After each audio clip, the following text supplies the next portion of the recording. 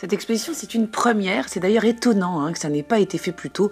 Oser un face-à-face entre deux artistes surréalistes. Et on ne parle pas de n'importe quels artistes puisqu'il s'agit de Max Ernst et d'Yves Tanguy, deux icônes du surréalisme mais aussi deux amis. Alors c'est vrai qu'on a parfois tendance à réduire le surréalisme à l'imagerie d'un Dali.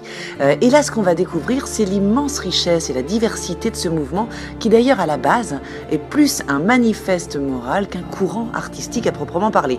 L'idée c'est de défendre la liberté de l'esprit. Alors il faut se remettre dans le contexte de l'époque. On est après la Première Guerre mondiale et on commence à entendre parler de psychanalyse. Ce sont les premières études sur l'inconscient.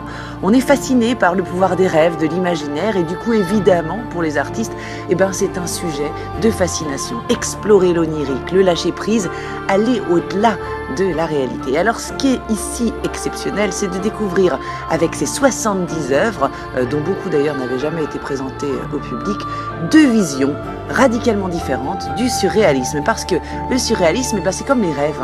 Il y en a autant de visions que d'artistes et de personnalités. Alors chez Ernst, on va pénétrer dans un univers foisonnant. Il manie toutes les techniques comme le collage, le frottage, le grattage pour faire des rapprochements étonnants.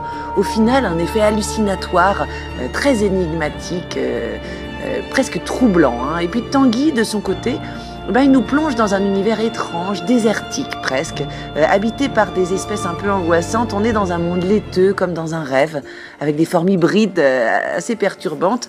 Il a une approche très académique du paysage Tanguy, de la perspective, sauf qu'il brouille la réalité, il crée des mondes à la limite du cauchemardesque. On finirait presque par se demander si on n'est pas arrivé à la fin du monde. Une très belle découverte ici au musée Paul Valéry de Sète.